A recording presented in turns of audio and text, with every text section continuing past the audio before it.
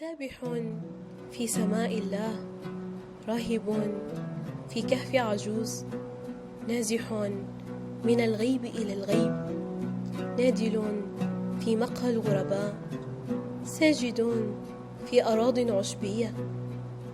أصعد على ذراع نملة وأسقط على هشاشة عصفور، أستغيث بالريح تخذلني وأبكي على سجادة المحراب، وأفيق من سكرة العالم الوهمي وأنزوي على بساط الروح.